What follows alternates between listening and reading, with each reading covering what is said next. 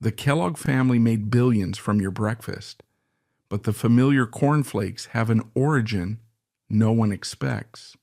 It was created to suppress sexual desire. This family was founded by two brothers, John Harvey Kellogg, a famous surgeon and a devoutly religious man. John believed that self-abuse was the root of all illness. He invented the bland cereal as a medical prescription, a prescription to cleanse the body. The other was Will Keith Kellogg, the pragmatic younger brother, lived his entire life looked down on by his brother. Will didn't care about saving souls.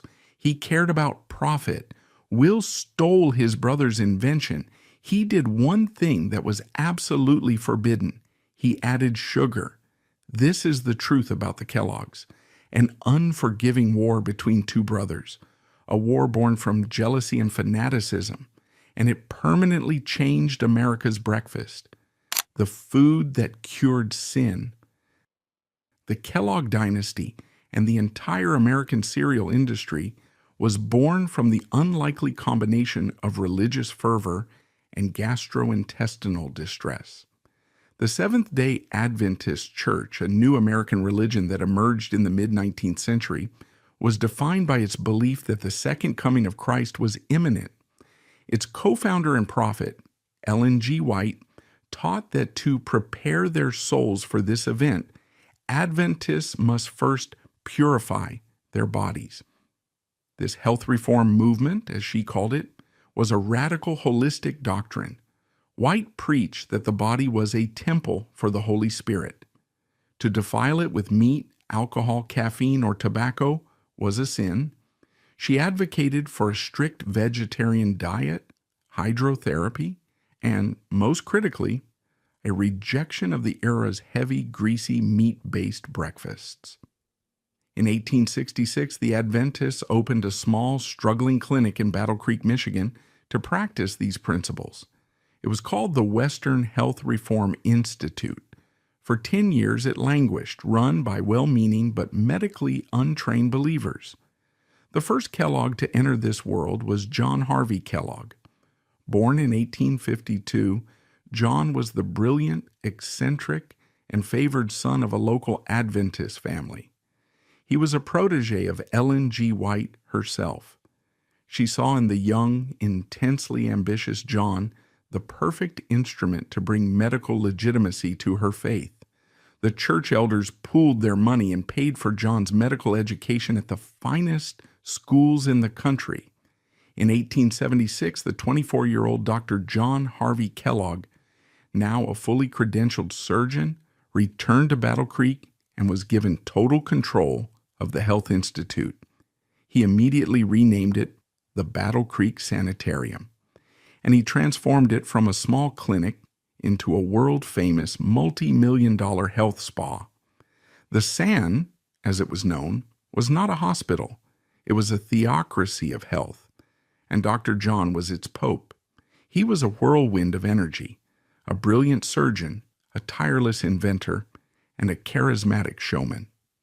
He expanded the San from a 20-patient farmhouse into a 1,200-patient luxury resort, a palace of hydrotherapy, exercise, and biologic living. The rich and famous flocked to him, presidents, titans of industry like Henry Ford, movie stars, and European royalty. They came to Battle Creek to be cured by his radical and often bizarre methods. Dr. John's philosophy was a strict, medicalized interpretation of Adventist doctrine. He believed that almost all human illness, from consumption to insanity, was caused by one thing: auto-intoxication originating in the gut. The 19th century American diet, heavy in salted meats, fats, and alcohol, was, in his view, rotting in the colons of the populace, creating poisons that seeped into the bloodstream. But Dr. John, as detailed in his 500,000-copy bestseller Plain Facts for Old and Young, was also obsessed with a more sinful source of illness: masturbation. He was a product of the Victorian era's medical hysteria surrounding sexuality. He fanatically believed that self-abuse was the great polluting evil of the age, a habit that led to insanity, epilepsy, blindness, and the total decay of the vital force. His entire sanitarium regime was designed to combat these two evils.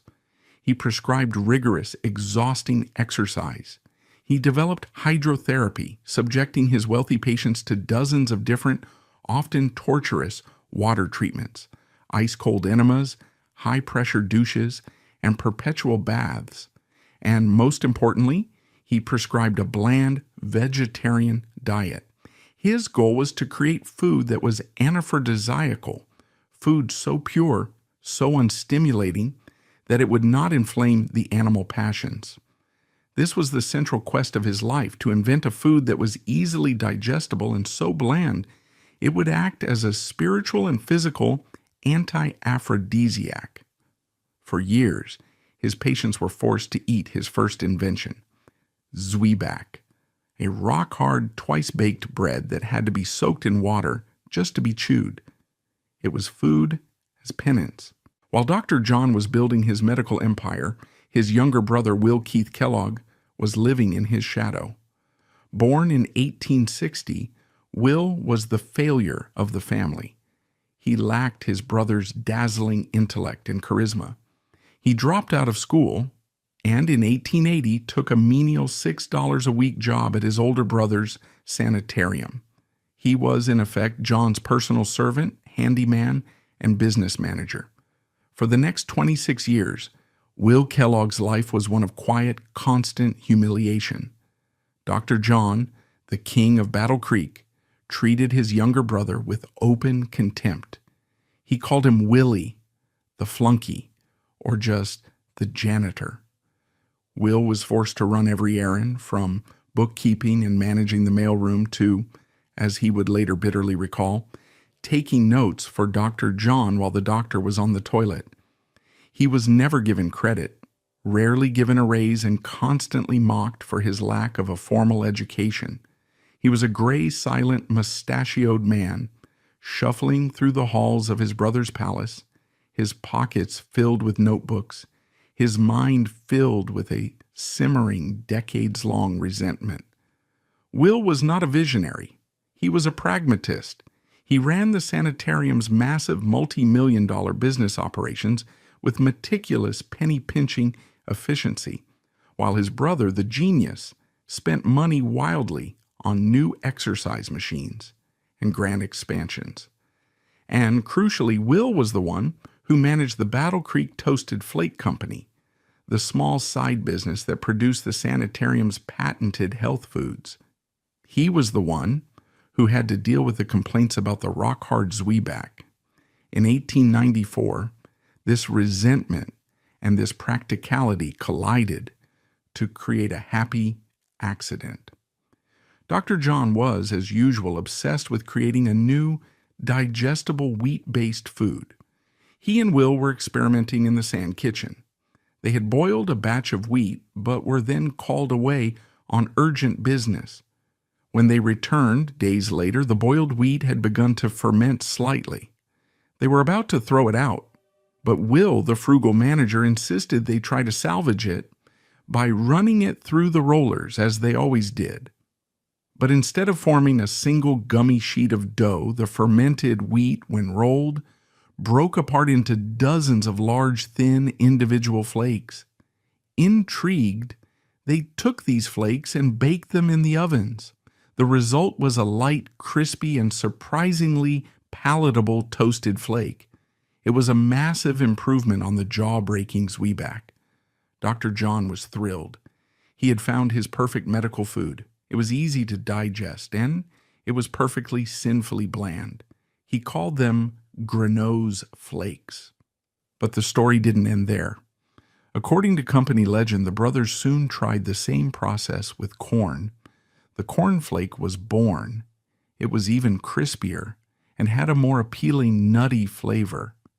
Dr. John filed for a patent on the flaking process in 1895 in his name only, and began serving the toasted flakes to his patients. The flakes were a sensation. Patients at the San, who were used to being punished by their food, were suddenly being served something they actually enjoyed. They began smuggling boxes of the flakes home with them. A small but growing mail-order business began, run by the ever-efficient Will. One of those patients was a struggling, ambitious 40-year-old businessman from Texas named Charles W. Post. C.W. Post had come to the sanitarium in 1891, a broken man suffering from a nervous breakdown and chronic digestive issues. He was a patient of Dr. John's for nearly a year.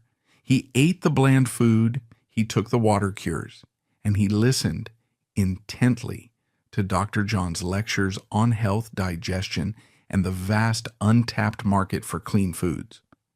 Post was not cured by the sanitarium. He left in disgust, but he had in fact been cured. He had found his calling. He was not a patient. He was an opportunist. He had just completed a year-long immersive market research study, paid for by his own illness. In 1895, C.W. Post founded the Post Cereal Company, just down the road in Battle Creek. He was not an inventor. He was a brilliant thief and marketer. He launched his first product, Postum, a roasted grain coffee substitute based on a health drink he'd had at the sanitarium. Then, in 1897, he launched his masterpiece, Grape Nuts. It was a crunchy, pebbly, twice-baked biscuit, a direct and far more marketable ripoff of Dr. John's Zwieback. While Dr. John was busy healing the wealthy, C.W. Post was busy selling to the masses. He was a marketing genius, an early pioneer of the power of suggestion. His ads for grape nuts were pseudoscientific masterpieces of quackery. He claimed with no evidence that his cereal could cure appendicitis, strengthen the brain, and was a road to Wellville. Back at the sanitarium, Will Kellogg watched with growing agonizing frustration. C.W. Post was becoming a millionaire by selling a worse version of their products. Then, Post struck again. In 1904, he launched Elijah's Manna, a new sweetened cereal. It was a toasted cornflake. He had stolen their greatest invention. The product was later renamed Post Toasties. The cereal war had begun, and the Kellogg's were losing because they weren't even on the field. Will Kellogg, now 45 years old, a gray-haired flunky, finally snapped. He saw C.W. Post becoming the cereal king of America with his products. He went to his brother, Dr. John, and begged him, pleaded with him, to let him take their cornflake, the original and better one, and sell it to the American public. Dr. John was horrified. This was the great cataclysmic split that would define the dynasty. It was a war between the prophet and the pragmatist. Dr. John's entire philosophy was based on the Adventist ideal of health and purity. His food was medicine. It was supposed to be bland. The idea of selling it to the unclean masses as a commercial product instead of a medical one was bad enough. But Will had an even more heretical proposal. He had been secretly experimenting in the kitchen. He had discovered that if he added a small amount of sugar to the cornflake, it tasted infinitely better. It was the key. Sugar would make it a national sensation. To Dr. John, this was not just a recipe change, it was a mortal sin. Sugar, in the Adventist and Kelloggite view, was an irritant, a stimulant that inflamed the very animal passions he was trying to cure. It was, in his view, no better than alcohol or caffeine. He flatly refused. He would not have his sacred medical anti-masturbatory food polluted with sugar. This was the moment. Will Kellogg, after 26 years of humiliation, finally defied his brother. He had saved a little of his own money. He found his own investors. And in 1906, he broke away from the sanitarium, from his brother, and from the Adventist faith. He founded the Battle Creek Toasted Cornflake Company. His first act of liberation, his first great act of rebellion against his brother, was to add the sugar. Dr. John was apoplectic. He was furious, not just that Will had stolen his product, but that he had perverted it. He immediately sued his brother. This began a 12-year legal war between John and Will over the one thing they still shared, their own last name. Dr. John, who had also created a small competing Battle Creek food company, claimed that he was the real Kellogg, and that Will's new sugar-coated devil's food had no right to bear the family name. Will, who had spent his entire life being told he wasn't a real Kellogg, now fought with the desperation of a man claiming his own identity. The cereal war was now a two-front war. Will Kellogg was fighting a public commercial war against his great rival, C.W. Post, and he was fighting a private, bitter, legal war against his own brother, Dr. John Harvey Kellogg. This was the toxic fraternal crucible that created the Kellogg's empire, an empire born from a bizarre religious obsession with digestion and sin, stolen by a rival, and then perfected by a younger brother in an act of profound personal and commercial rebellion. Who really owned the Kellogg's name? The year 1906 was the moment the Kellogg dynasty split in two, dividing the worlds of health and commerce forever. When Will Keith Kellogg walked out of the Battle Creek Sanitarium, he was 46 years old, a man who had spent 26 years as the gray, invisible, and humiliated flunky to his older, superstar brother. He was a man who had been mocked, underpaid, and systematically denied credit for his work. His rebellion was not just a business decision, it was a profound act of personal secession. He was a man claiming his own life. He founded the Battle Creek Toasted Cornflake Company on a single heretical idea. And he, the younger brother, was the only one who understood it. His brother, Dr. John Harvey Kellogg, had invented the cornflake for a divine purpose, to be an aphrodisiac. It was a medical food, designed to be so bland that it would cure the sin of masturbation and calm the digestive tract. Will's great revolutionary idea was sugar. He had secretly experimented in the sanitarium kitchens, discovering that adding a light dusting of sugar to the flakes transformed them.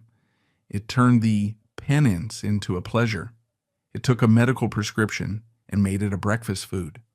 To Dr. John, this was not just a recipe change. It was a mortal sin. Dr. John was a fanatic, a true believer in the Seventh-day Adventist health gospel of Ellen G. White. In his pseudo-scientific worldview, sugar was a stimulant, an irritant, no different from caffeine, nicotine, or alcohol. He believed it inflamed the animal passions and polluted the soul, the very things his entire life's work was designed to fight. He flatly refused. He would not have his sacred medical anti-masturbatory food polluted with sugar. This was the final schism. Will Kellogg, the pragmatist, was done with his brother's religious dogma. He saw the future, and the future, he knew, was sweet. His new company, funded by his own meager savings and a few wary Battle Creek investors, was founded on this single act of rebellion. His first act of liberation, his first great act of rebellion against his brother, was to add the sugar. His second was to prepare for war. The cereal wars were not one war, but two. The first was a public commercial war for the American breakfast table waged against the marketing genius C.W. Post. The second was a private, bitter, and far more brutal war waged against his own brother, Dr. John Harvey Kellogg, for control of the family name. The battle with his brother began almost immediately. Dr. John was apoplectic. He was furious that Will was using his invention, but he was absolutely enraged that he was doing it under the Kellogg name. Dr. John, the king of Battle Creek, the most famous surgeon in America, believed that he was Kellogg. Will was just the janitor who had stolen the formula. In 1907, Dr. John sued his own brother. This kicked off a vicious 12-year legal war that would consume both men and cost a fortune. The central question of the lawsuit was simple: who owned the name Kellogg? Dr. John's argument was one of pure ego and invention. He claimed rightly that he was the inventor. He was the world-famous Dr. Kellogg of the sanitarium. He had created the Kellogg brand of health foods, which he sold through his own much smaller Battle Creek Food Company. He argued that Will's new sugar-coated poison was a counterfeit and a fraudulent use of his good name. He publicly and repeatedly called Will a thief and a traitor to the faith. Will's argument was one of pure pragmatic sweat equity. He argued that while John was the idea man, he was the one who had spent 26 years in the trenches. He was the one who had run the business, managed the books, perfected the production, and actually built the mail-order flake business. More importantly, he argued that his brother's Kellogg was associated with medicine, with enemas, sanitariums, and bland, joyless prescriptions. His Kellogg was a commercial product, a food for the masses. The lawsuit was a psychological battle for Will's very identity.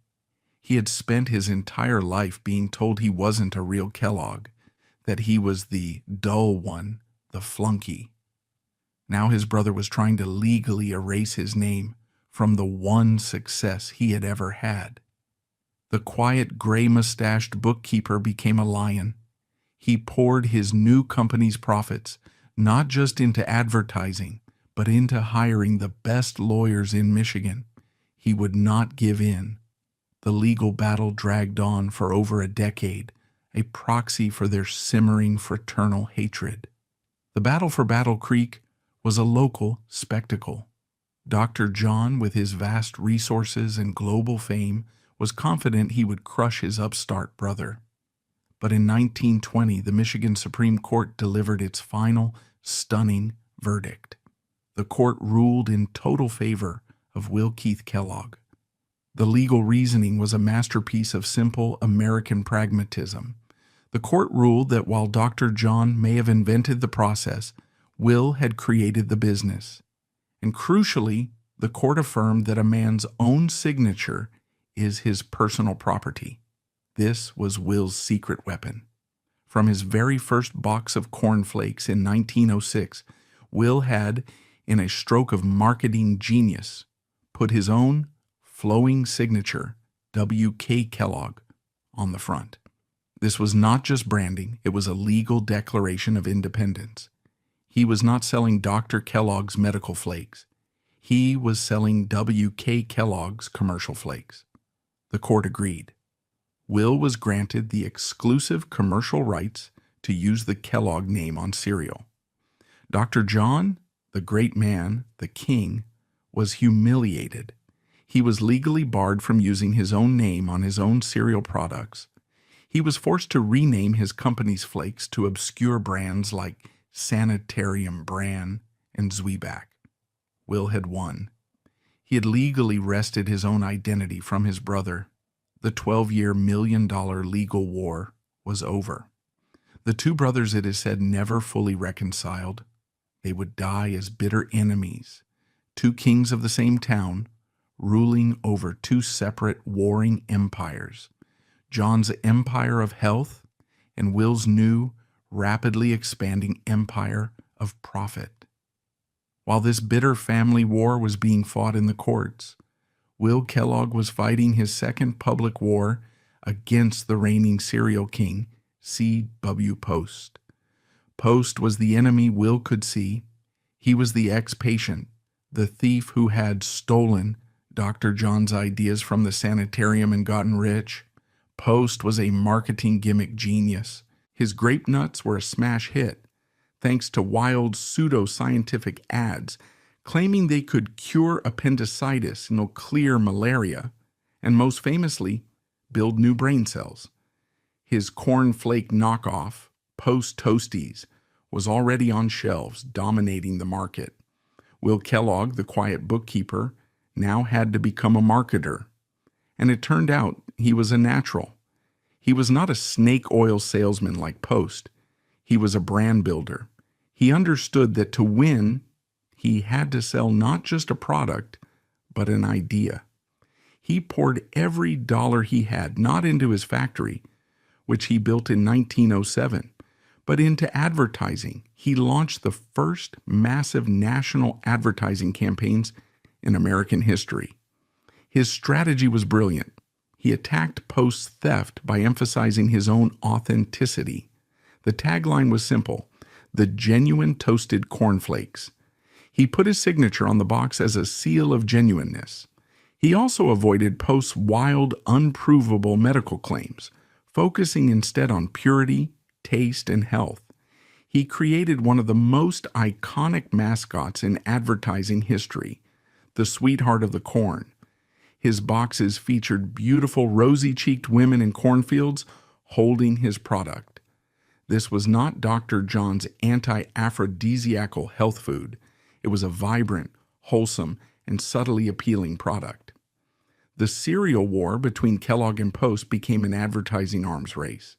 Will pioneered the free sample, running a national ad campaign that told customers to wink at your grocer and see what you get. He invented the cereal box prize, inserting the funny Jungle Land moving pictures booklet to explicitly target children.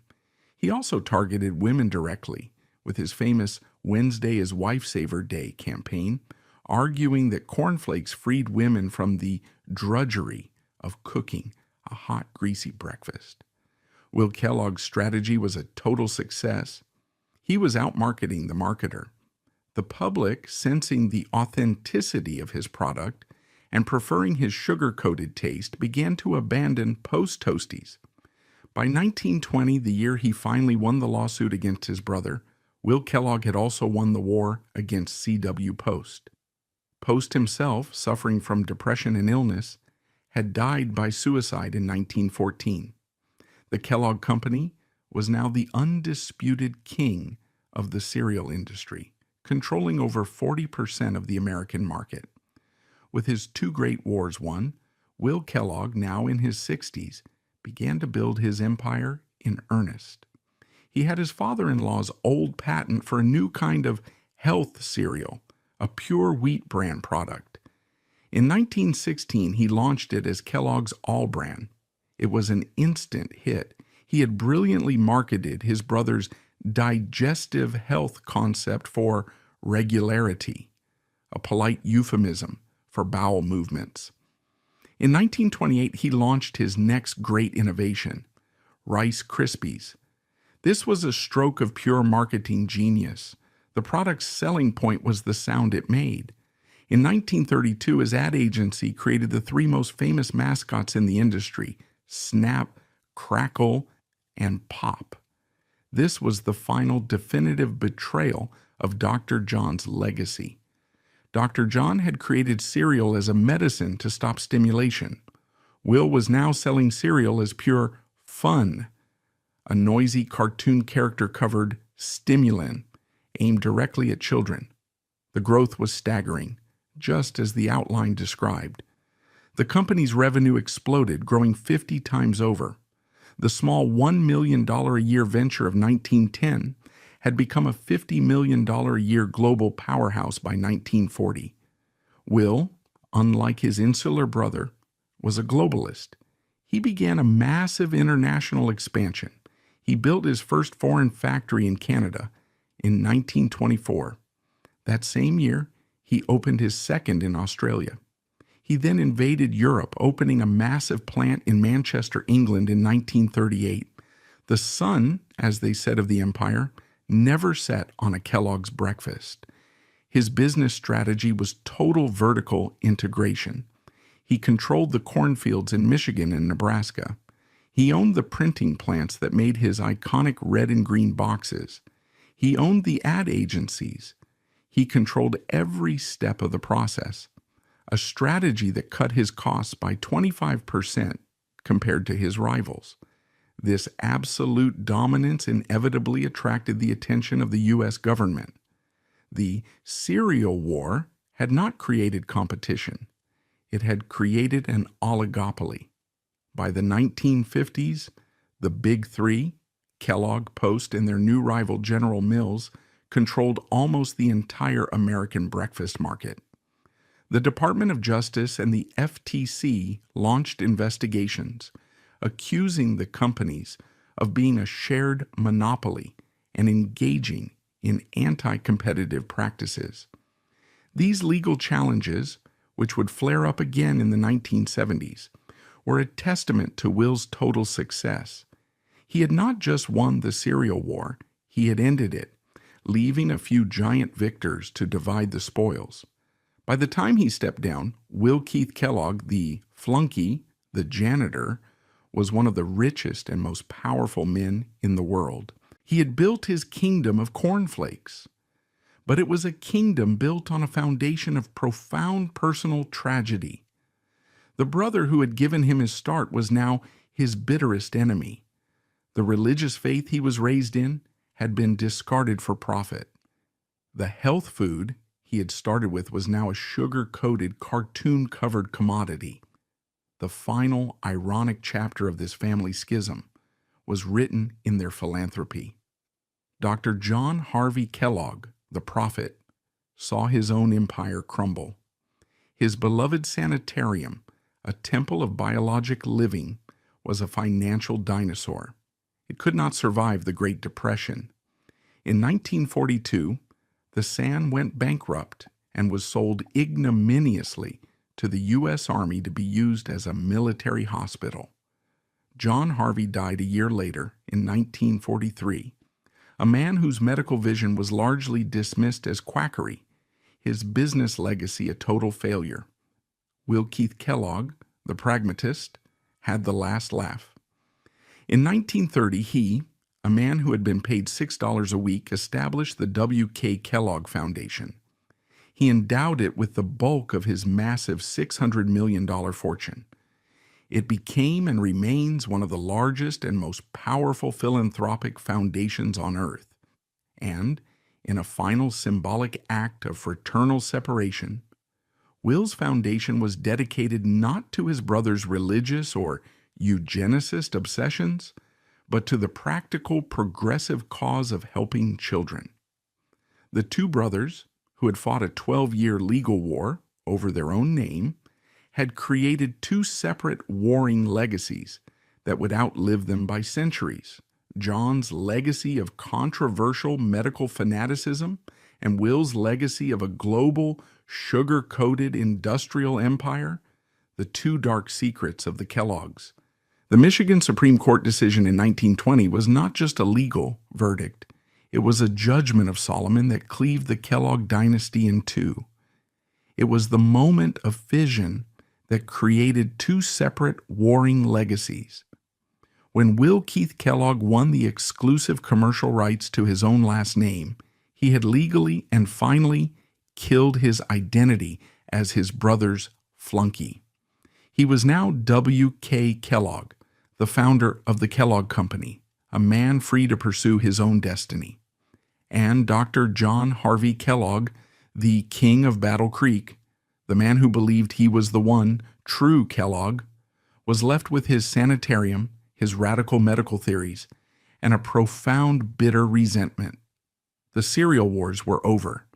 The two brothers, now ruling separate warring kingdoms from the same small Michigan town, would spend the rest of their lives building two vastly different and equally dark legacies.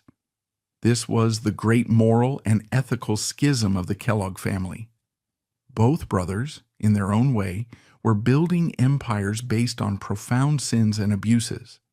Will, the pragmatist, would build a global empire of sugar, marketing, and commercial profit, a sin against the body that his brother had warned about. And John the prophet would dedicate his remaining years to a fanatical pseudo-scientific crusade to purify the human race, a quest built on medical abuse, racism, and eugenics, a sin against humanity itself. The first and more profitable sin was the sin of sugar. Will Kellogg's entire rebellion was founded on this single heretical act. Dr. John's original puritanical vision for the cornflake was that it was a medicine, a bland and aphrodisiacal food designed to prevent stimulation. Will's genius was to transform it into a recreation, a fun, sweet, stimulating food. This single act of adding sugar had created the modern breakfast industry. It also, critics would argue, for the next century had opened a Pandora's box of public health crises. Dr. John, in his fanatical anti-pleasure zeal, had accidentally been right. Sugar was a poison, at least in the quantities Will's new company would soon unleash upon the world. In the 1920s and 30s, the Kellogg Company was still, at least publicly, tied to the health narrative of its sanitarium origins. The ads for cornflakes, as detailed in reports from the Federal Trade Commission, still focused on health, vitality, and natural corn. But Will, the pragmatist, was already planting the seeds of a different strategy, one aimed not at the health-conscious adult, but at the pleasure-seeking child.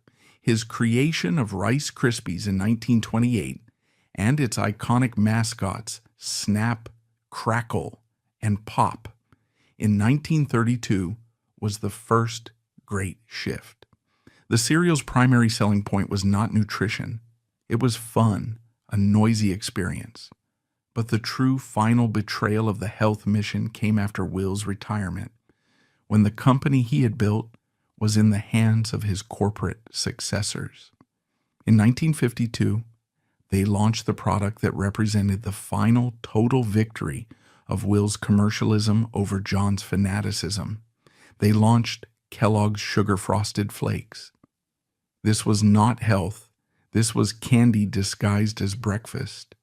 And with it came a new, friendly, and deeply manipulative salesman, Tony the Tiger.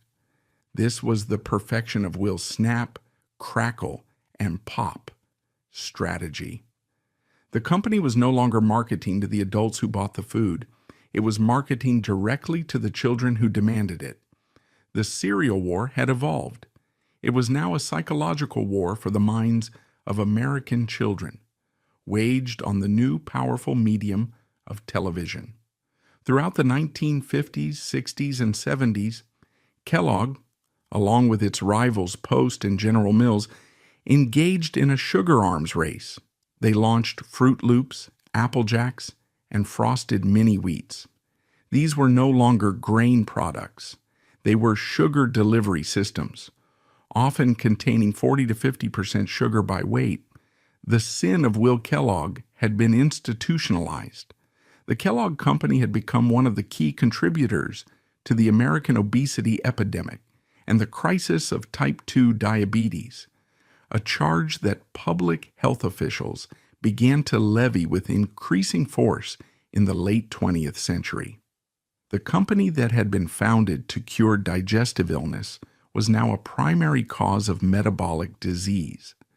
The U.S. Centers for Disease Control would, by the 1960s and 70s, begin to note the alarming rise in childhood obesity, a trend that directly correlated with the rise of these high-sugar, heavily marketed breakfast foods.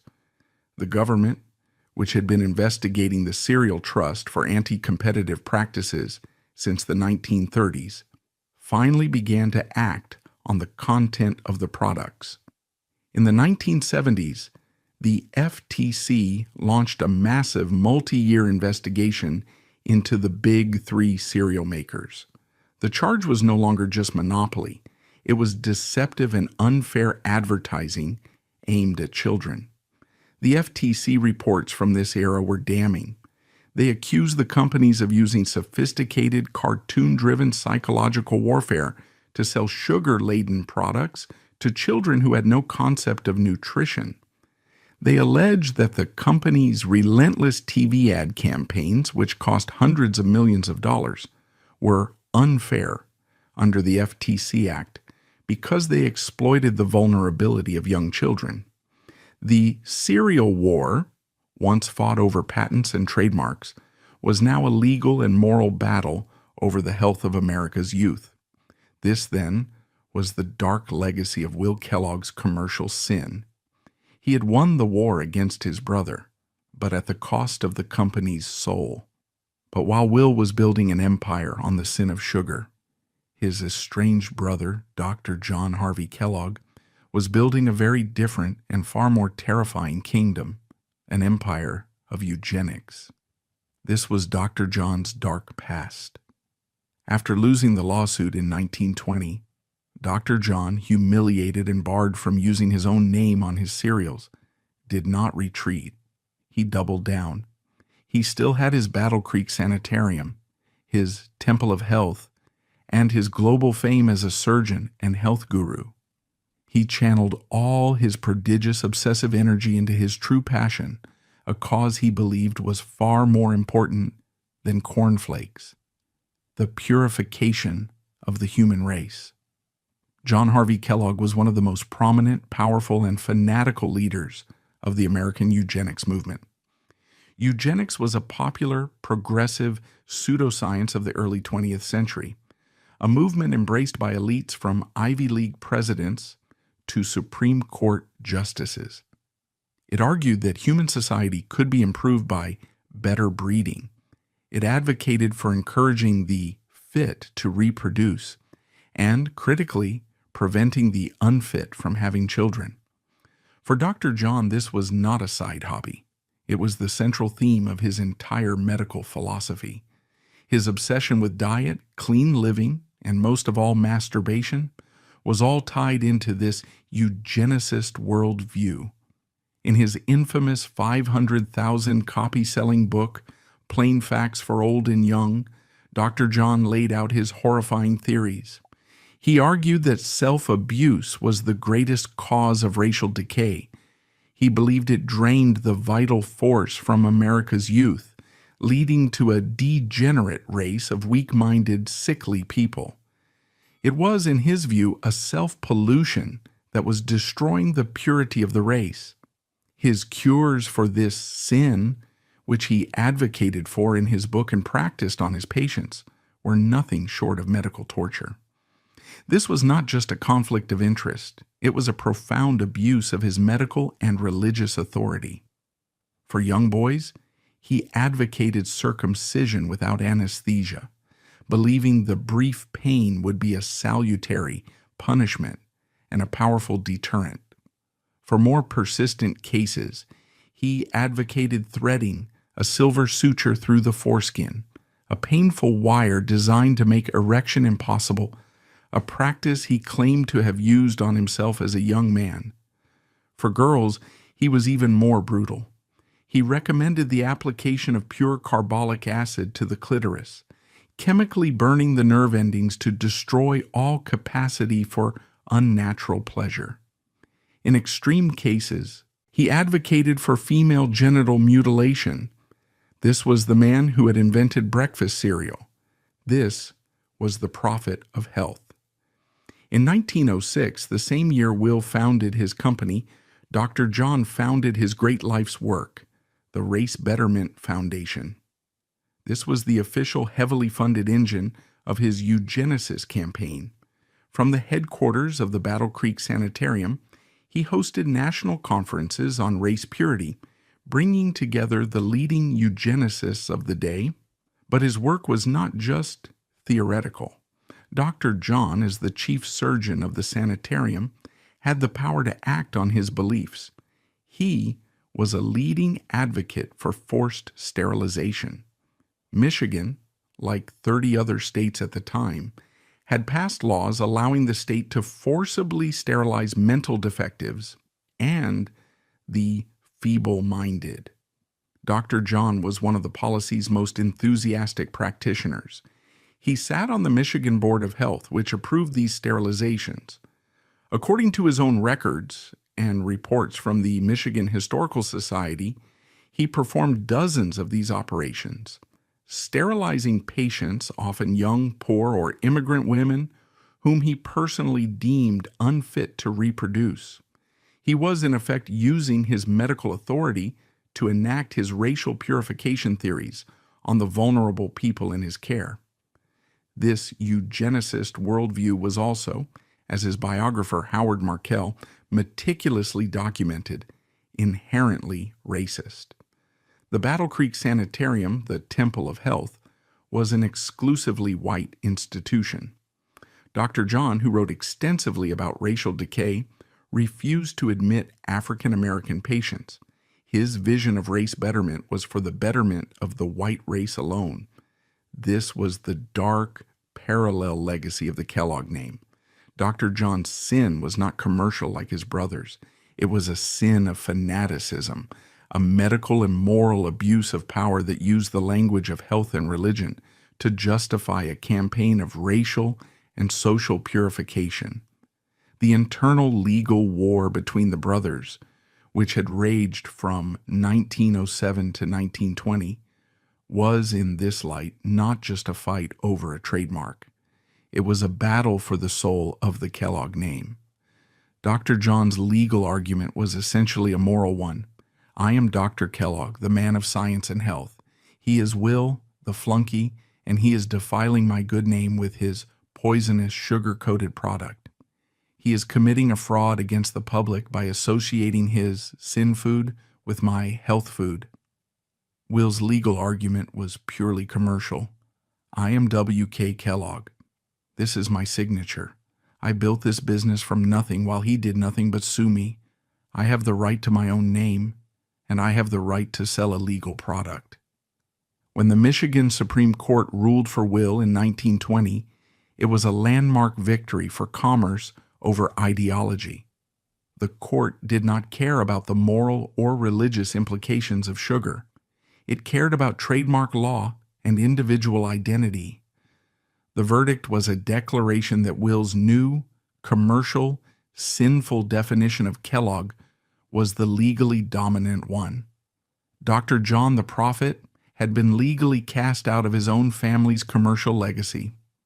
This left only the final unresolved scandal, the labor practices of the new, victorious Kellogg Company. Will's corporation was not the fanatical, racist cult of his brothers, but it was a 20th century industrial powerhouse, and it ran on the same principles as its rivals. As noted by the Michigan Department of Labor in a 1925 report, the gleaming, cathedral-like Battle Creek factory was not without its dangers. Industrial accidents from the high-speed rollers, cutters, and packaging machines were a serious concern. Furthermore, a significant portion of the workforce, especially in the packaging departments, was low-wage female labor. This was a common industrial tactic. Women were paid a fraction of what men earned, a cost-saving measure that helped fund Will's massive multi-million-dollar advertising budgets. The sweetheart of the corn on the box was a wholesome, rosy-cheeked ideal. The reality for many of the women packing that box was a world of low pay and dangerous, repetitive industrial labor. This, then, was the divided, toxic legacy of the two brothers.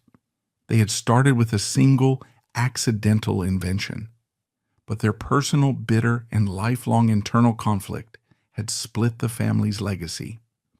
One brother, Dr. John, became a medical tyrant, abusing his religious and medical authority to advance a dark, racist, and eugenicist crusade. The other WK became a commercial titan, abusing the public's trust by marketing sugar-coated candy as health food, a move that would, in the long run, contribute to a national health crisis. The brothers, in their own ways, were both false prophets. John promised a pure race and Will promised healthy fun. Both, in the end, were selling a product that, as the 20th century would prove, was profoundly and dangerously toxic. The tragic end of the Kellogg brothers. While Will Kellogg's commercial empire conquered the globe, the personal lives of the two brothers disintegrated into tragedy. The legal victory that secured Will's company also cemented a lifelong, bitter estrangement. The final decades of the Kellogg dynasty were not defined by success, but by the slow, agonizing decline of Dr. John and the hollow personal losses of his victorious brother. This was the great schism of the Kellogg family. The two brothers, now ruling separate warring kingdoms from opposite ends of Battle Creek, would spend the rest of their long lives as bitter rivals, and their conflict was personal, philosophical, and total. Will, the pragmatist, had built a global empire of sugar, marketing, and commercial profit. John, the prophet, would dedicate his remaining years to a fanatical pseudo-scientific crusade to purify the human race. The final tragic disintegration of the Kellogg dynasty is the story of these two parallel warring legacies, a story of how two brothers, joined by blood but divided by ambition, spent their final decades trying to erase each other, both in life and in death. The first and most public tragedy was the slow, agonizing decline and fall of Dr. John Harvey Kellogg. The 1920 lawsuit, which he had initiated, was a catastrophic, self-inflicted wound. The man who had for decades been the undisputed Dr. Kellogg of global fame was now legally barred from using his own name on his own invention. It was a humiliation from which his ego and his business would never recover. He, the prophet, was forced to watch as Will, the flunky, took his invention, perverted it with sugar, and used it to become one of the richest men in the world.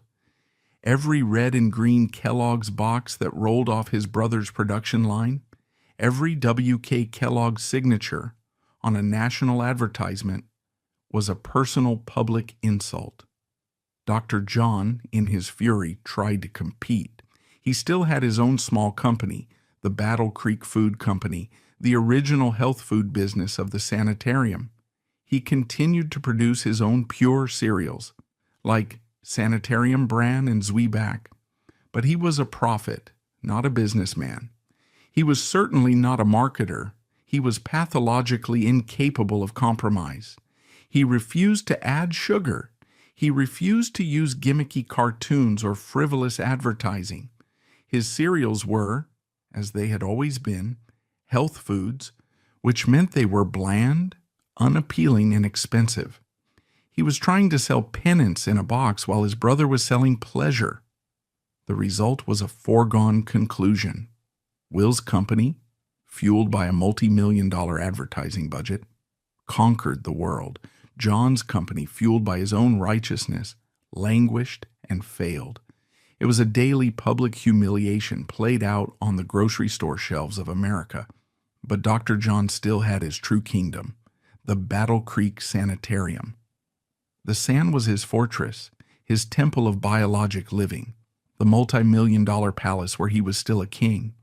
It was a luxury health resort that for decades had attracted the richest and most famous people in the world: Henry Ford, Thomas Edison, Amelia Earhart, J.C. Penney.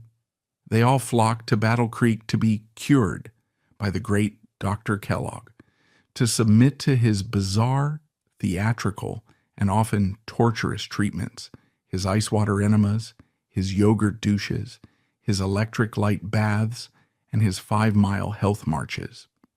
The San was not just a hospital, it was an experience. It had its own orchestra, its own grand dining halls, its own army of smiling nurses and uniformed staff. It was a monument to his massive ego, and the Great Depression destroyed it. The stock market crash of 1929 was the one enemy Dr. John's biologic living could not defeat. His clientele, the wealthy Gilded Age industrialists and socialites, were wiped out overnight. They no longer had the disposable income or the inclination to spend thousands of dollars on rest cures and yogurt enemas in Michigan. The San, with its massive overhead, its army of staff, and its orchestra, was a financial dinosaur. built for an era of excess that was now dead.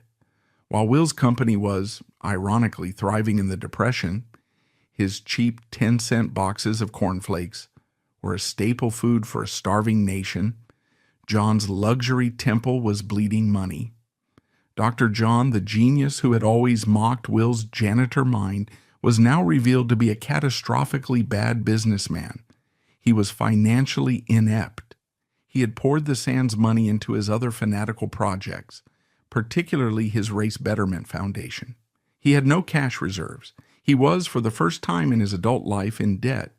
He tried to keep the San afloat, but the end was inevitable. In 1942, the Battle Creek Sanitarium, the University of Health, the grandest medical spa in the world, declared bankruptcy. The final humiliating blow came from the U.S. government. The U.S. Army, needing facilities to treat the flood of soldiers wounded in World War II, bought the entire 30-building complex for pennies on the dollar. The Temple of Biologic Living was immediately converted into the Percy Jones Army Hospital. The grand palm-filled lobbies where royalty had once promenaded were turned into triage wards. The hydrotherapy rooms, where Dr. John had practiced his water cures, were converted into surgical theaters. The San, his life's work, his monument, was now a military hospital, a place filled with the very blood, suffering, and unclean realities of the world he had tried so hard to purify. It was the ultimate symbolic death of his entire philosophy.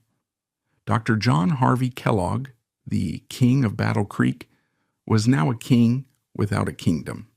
He was reduced to running a small motel and health clinic in Florida, a shadow of his former self. He died 1 year later in 1943. He was 91 years old. He died a man whose medical genius was now almost universally dismissed as dangerous quackery, whose business legacy was a total failure, and whose very name was legally owned by the brother he despised. This was the end of the prophet. His personal dynastic line was just as barren. He and his wife Ella had no biological children. Dr. John's fanatical medical beliefs extended to his own marriage. He and Ella had, by all accounts, a completely celibate relationship, living in separate bedrooms for their entire lives. They had raised over 40 foster children, a generous act, but one that left him with no heir in the traditional dynastic sense.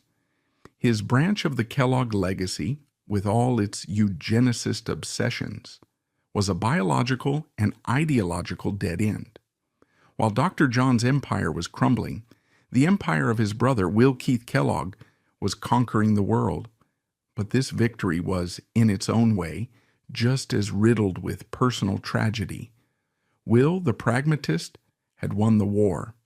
He was now one of the richest men in the world.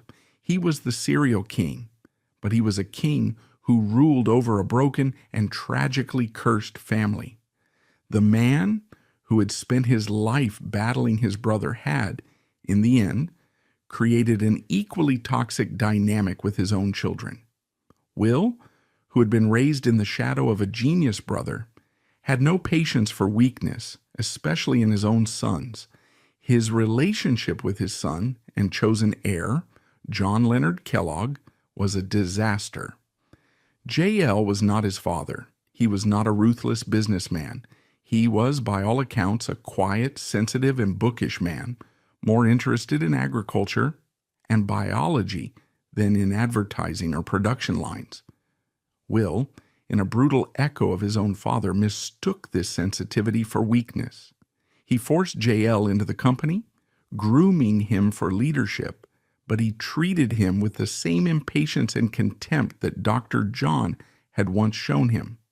The two men clashed constantly. Will saw J.L. as soft, indecisive, and not tough enough to run the empire.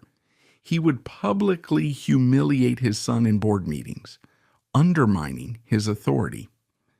J.L., for his part, was often horrified by his father's ruthless, profit-at-all-costs business practices. This toxic father-son relationship culminated in the 1920s when Will, in a final heartbreaking act of rejection, forced JL out of the company. The very man who had built an empire out of his own rebellion against a domineering older brother had now done the exact same thing to his own son. The cycle of paternal rejection was complete. JL, estranged, moved to Australia to manage the family's assets there, effectively exiled. The family's string of tragedies felt almost biblical. Will's other son, Carl, suffered from severe health issues and was never a viable candidate for leadership. And the family's heirs seemed to be cursed. Two of Will's beloved grandsons died young, one in a plane crash. The Kellogg dynasty as a bloodline seemed to be disintegrating. And then came the final, cruelest irony. In the late 1930s, Will Keith Kellogg, the man who had built a global visual empire on the bright, colorful images of the sweetheart of the corn, began to go blind. He was suffering from advanced glaucoma. By the 1940s, the serial king, the man who had defeated C.W. Post and Dr. John, the man who had plastered his signature on billions of boxes, was almost completely blind.